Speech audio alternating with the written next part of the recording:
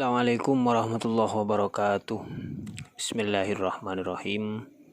Alhamdulillahirrabbilalamin. Allahumma salli ala Muhammad wa ala ali sayyidina Muhammad. Amma ba'du. Alhamdulillah, puji syukur kehadirat Allah subhanahu wa ta'ala, dimana pada kali ini kita masih diberikan nikmat yang sangat besar oleh Allah, sehingga bisa bermuajah antara kita bersama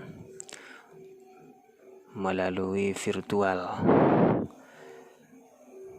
Semoga apa yang akan kita diskusikan, saya akan jelaskan pada video kali ini, akan membawa keberkahan, akan membawa menjadi ilmu yang bermanfaat untuk kita bersama. Selawat serta salam kita curahkan ke hariban Nabi besar Muhammad SAW, karena beliau yang pantas untuk hal itu. Untuk pertemuan kali ini, yang kedua ini, kita akan berdiskusi tentang etika penelitian sesuai dengan RPS yang sudah dimiliki bersama, bahwa yang kedua ini merupakan lanjutan dari pertemuan pertama, di mana pertemuan pertama kita bahas tentang penelitian, definisinya, macamnya, dan bagaimana cara membuatnya. Kita sudah bahas pada pertemuan pertama.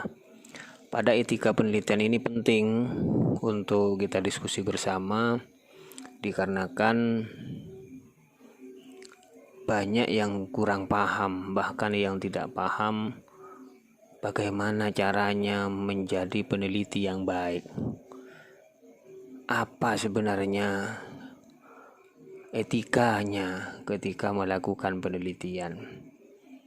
Dari beberapa kasus-kasus yang ada, tidak hanya pada kasus dari mahasiswa yang buat skripsi, akan tapi juga sampai kepada disertasi untuk doktor, bahkan sampai pada profesor, itu ada yang masih kena pelanggaran terhadap etika ini.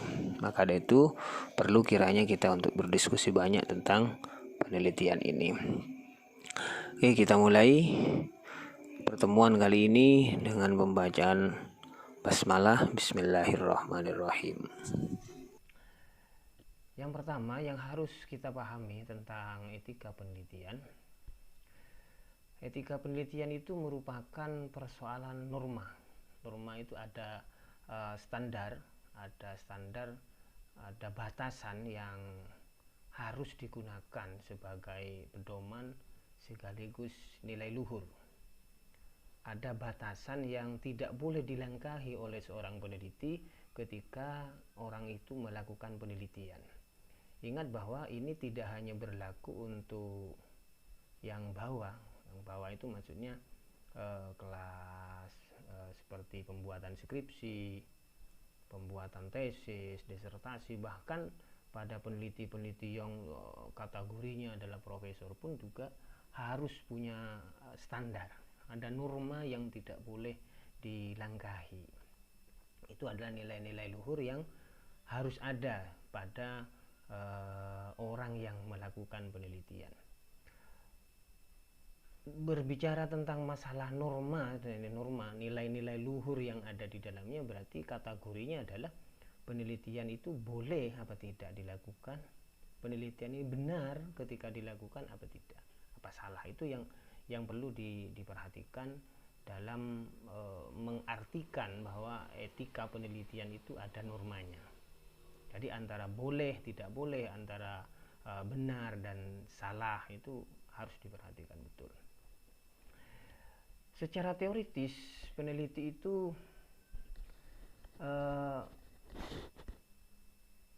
kategorikan menjadi etika deontologi.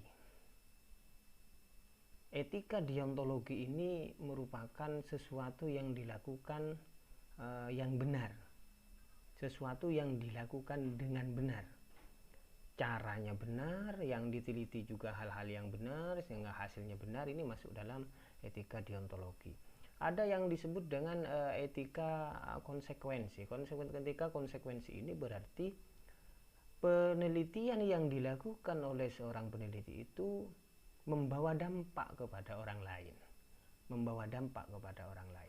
Nah, ini makanya di dalam skripsi itu kalian juga ada item di dalamnya bahwa penelitian atau skripsi yang kita buat itu difungsikan untuk apa, dipergunakan untuk apa, dan untuk siapa. Nah, kan biasanya untuk peneliti sendiri, untuk lembaga yang diteliti atau kampus, itu biasanya muncul di situ. Itu namanya etika konsekuensi. Seorang peneliti punya tanggung jawab. Apa tanggung jawab dari seorang peneliti? Itu adalah seorang peneliti bertanggung jawab untuk mengasah kemampuan. Dia harus mengasah kemampuannya.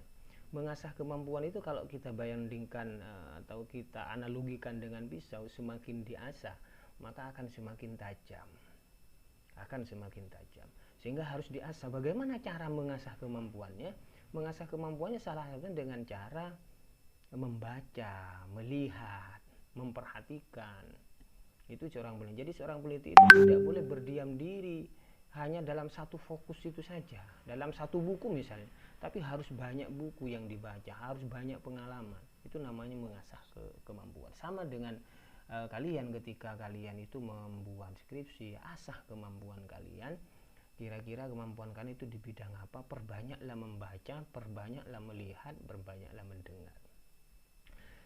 Selanjutnya, selain dari mengasah kemampuan, tanggung jawab seorang peneliti itu adalah memahami perasaan, pemikiran. Memahami perasaan dan pemikiran itu adalah dia paham bahwa apa yang diteliti itu sesuai enggak dengan perasaannya, cocok enggak dengan perasaannya. Kalau misalnya yang diteliti itu adalah sesuatu yang dalam perasaan itu tidak enak, maka jangan dilanjutkan. Memahami pemikiran sama dengan perasaan tadi adalah memahami pemikiran, mampu tidak pikiran saya, cara memikir saya itu adalah sesuai dengan apa yang akan saya teliti. Itu juga harus dipahami. Dan perilaku dengan berbagai cara. Perilaku berbagai cara itu yang penting tidak keluar dari nilai luhur tadi, yang nantinya akan menjadi sebuah goal atau tujuan utama itu adalah memberikan keuntungan kepada kemanusiaan. Keuntungan kemanusiaan itu berarti keuntungan untuk pribadi yang meneliti dan keuntungan untuk yang orang lain yang membaca terhadap penelitian kita itu. Peneliti juga bertanggung jawab secara legal segala hal yang terjadi pada subjek. Secara legal itu berarti kalau kita dalam membuat skripsi itu adalah dengan cara ada suratnya, itu secara legal. Ada surat izin penelitian dari kampus untuk meneliti satu objek itu. Yang kedua, ada surat keterangan bahwa dia harus meneliti, dia sudah melakukan penelitian. Itu merupakan salah satu bentuk bahwa penelitian itu legal yang terjadi pada subjek itu. Bagaimana sistem etika penelitian? Sistem etika penelitian itu adalah yang pertama, keselamatan subjek penelitian diutamakan. Keselamatan subjek penelitian diutamakan. Keselamatan diri seorang peneliti itu harus diutamakan. Dalam artian bahwa ketika kalian membuat skripsi tapi dilihat oleh kalian bahwa itu membahayakan terhadap diri kalian, maka jangan dilakukan. Ini prinsip dan peraturan yang harus dilihat, yang harus dipahami. Ini adalah seperti itu. Keselamatan terhadap diri kalian sendiri harus lebih diutamakan ketimbang melakukan penelitian yang sekiranya itu membahayakan terhadap kesehatan, membahayakan terhadap tubuh, badan, bahkan bisa nyawa. Itu jangan sampai dilakukan. Yang kedua adalah keikutsertaan subjek bersifat sukarela. Keikutsertaan subjek bersifat sukarela dan tertulis. Yang dimaksud dengan keikutan subjek itu adalah bahwa saya meneliti di situ satu tempat misalnya, melakukan penelitian dimanapun itu berada, itu saya sifatnya adalah karena diri kita sendiri, karena kita sukarela melakukan penelitian itu. Makanya ketika kalian meneliti, membuat skripsi, melakukan penelitian karena terpaksa harus, misalnya harus lulus sekian misalnya, meskipun secara aturan harus seperti itu, maka nanti kalian akan menjadi terbebani sendiri, cuma jangan diambil sisi yang ini saja, banyak hal yang harus diperlihat, yang harus dipandang dan harus dilihat itu.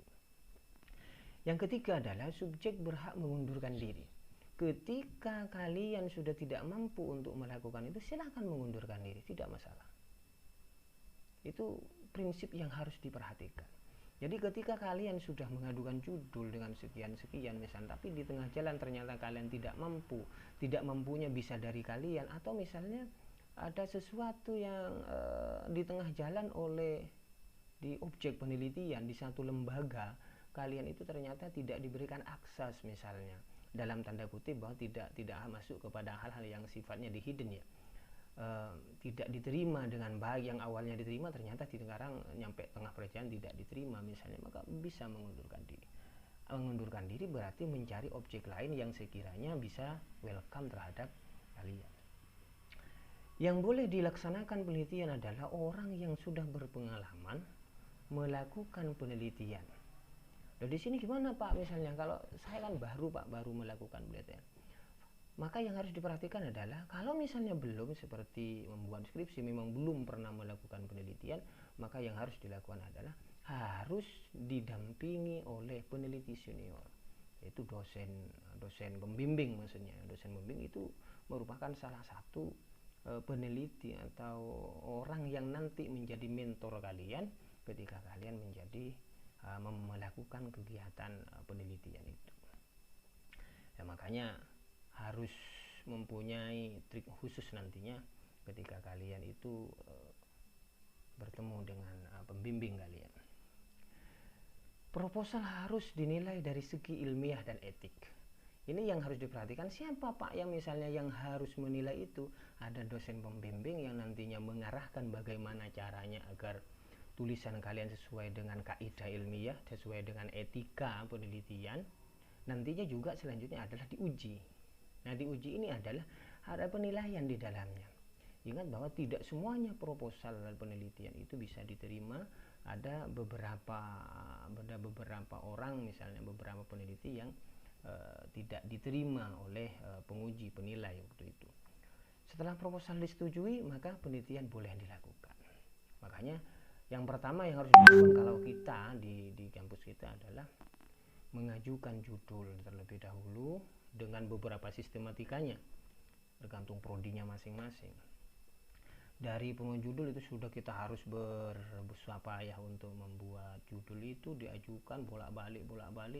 Kalau rezeki misalnya hanya satu kali, ada yang beberapa kali. Setelah itu judul selesai, misalnya kita harus membuat proposal. Dari pembuat proposal itu maka diuji, dinilai kira-kira ini pantas enggak untuk dilanjutkan dalam penelitian atau enggak, itu masuk dalam kategori itu.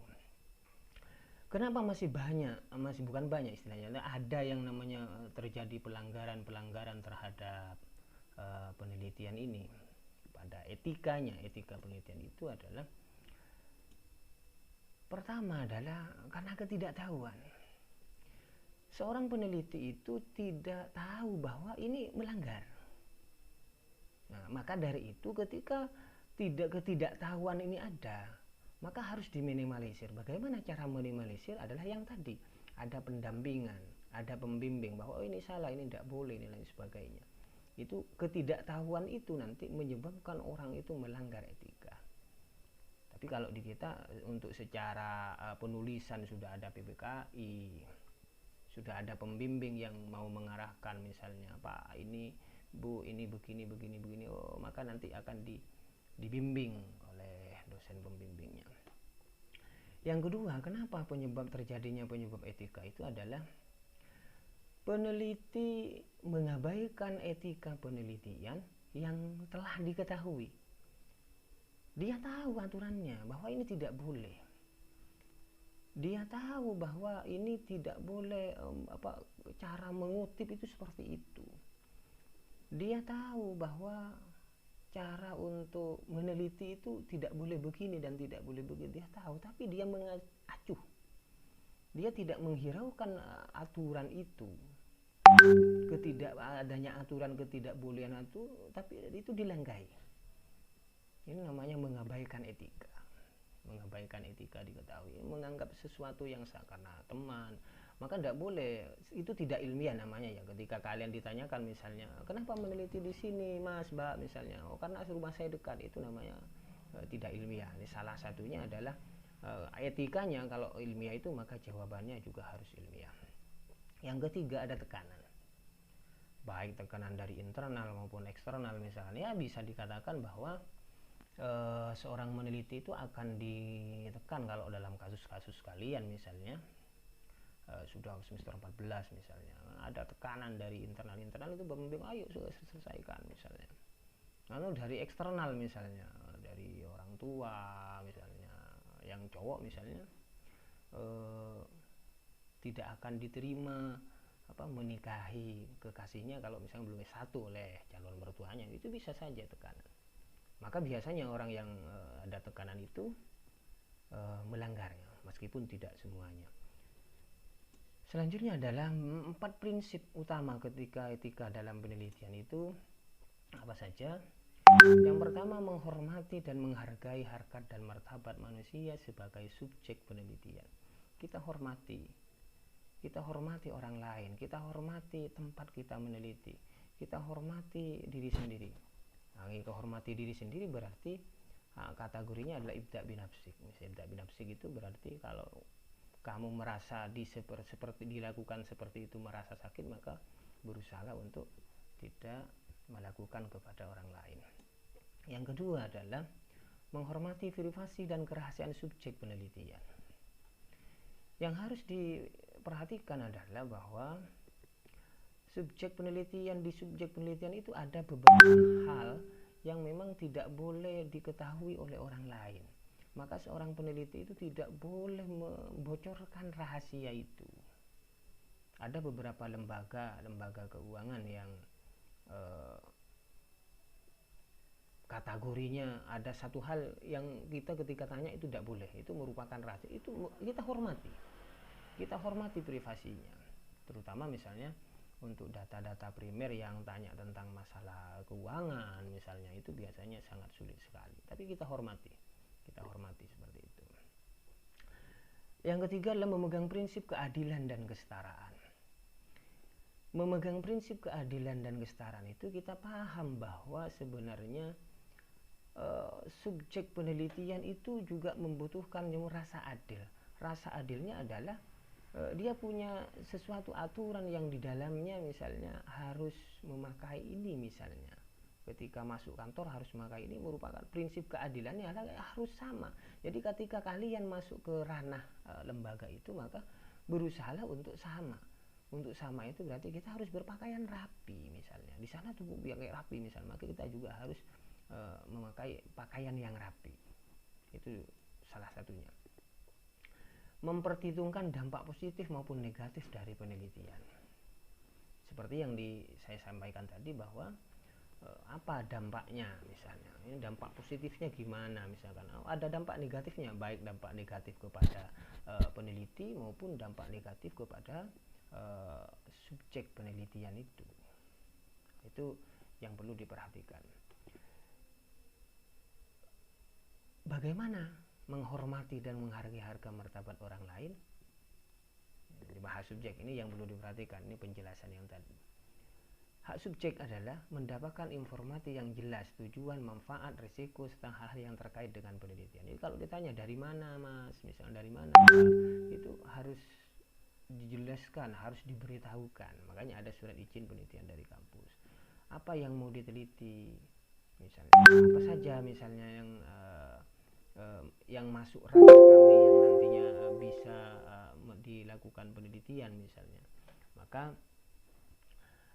itu yang perlu diperhatikan ya, perlu diperhatikan. Kebebasan menentukan pilihan, kesediaan tanpa paksaan. Informed consent. Nah, ini informed consent, kebebasan menentukan pilihan, kesediaan tanpa ada paksaan.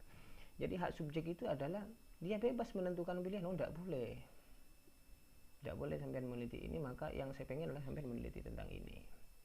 Sampai tidak boleh masuk ke ranah keuangan, tapi boleh masuk ke ini. Itu merupakan hak informed consent namanya. Apa informed consent itu? Adalah persetujuan subjek untuk berpartisipasi dalam eksperimen setelah mendapatkan informasi, misalnya tujuan pelaksanaan eksperimen. Maka hak dari subjek bahwa untuk tahu bahwa apa tujuan dari penelitian, pelaksanaan bagaimana, itu wajib tahu. Haknya dia untuk mengetahui. Dua adalah segala risiko yang kemungkinan akan muncul setelah mengikuti eksperimen. Dia harus tahu kira-kira nanti kalau ini diteliti berakibat apa pada subjek misalnya. Jadi dia berhak untuk tahu,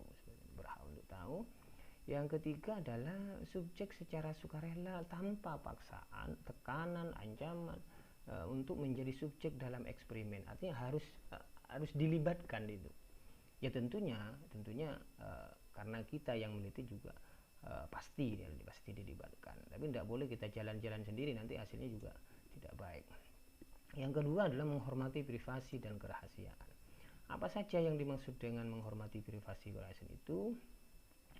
Peneliti bertanggung jawab melindungi privasi subjek. Anonim, identifikasi, pengkodaan angka-angka yang digunakan dalam keuangan, strategi-strategi yang digunakan misalnya yang ada kata kunci itu tidak boleh dibocorkan. Yang kedua adalah data penelitian dirahasiakan, hanya digunakan untuk tujuan penelitian. Tidak boleh disebarluaskan. Maksud tidak boleh disebarluaskan adalah hasil dari data penelitian yang diperoleh itu yang sifatnya rahasia, contoh yang sifatnya rahasia bahwa tentang keuangan, biasanya tentang masalah keuangan, ini tidak boleh disebutkan, dimunculkan di dalam penelitian itu. Dia memunculkan hanya sekian persen. Untuk angka-angkanya misalnya diberitahukan, maka kalau diminta misalkan ini Mas Jongo tolong jangan ini ya, pakai persentase saja misalnya, itu harus kita laksanakan. Apa yang dimaksud dengan prinsip keadilan? Peluangnya yang sama, seperti yang disampaikan tadi, perlakuan yang sama selama eksperimen, misalnya ketua dan lain sebagainya, itu juga harus dilakukan secara sama. Memperhitungkan dampak positif dan negatif. Apa saja? Meminimalisir dampak negatif. Jadi terus sakit, stres, luka, jangan sampai seperti itu. Harus bisa diminimalisir. Tindakan antisipatif. Kalau misalnya kira-kira saya terjadi seperti itu, maka caranya gimana ya? Caranya harus ada tindakan antisipatif, harus ada tindakan antisipatif di dalamnya. Yang ketiga adalah mempersiapkan tindakan itu. Siap ya, kalau misalkan kita itu ada yang namanya penyakit bawaan, ya berarti kita harus siap obatnya. Tidak boleh misalnya tanpa nanti tengah jalan misalkan kena misalnya, maka harus dipersiapkan obatnya. Yang terakhir yang ingin saya sampaikan adalah tentang plagiat, karena untuk mulai dari semester kemarin sudah kita praktekkan tentang masalah plagiat itu. Tujuannya adalah untuk meminimalisir kesalahan-kesalahan yang dilakukan oleh peneliti mahasiswa dalam membuat skripsi, serta untuk mengecek kesamaan dengan skripsi-skripsi lainnya.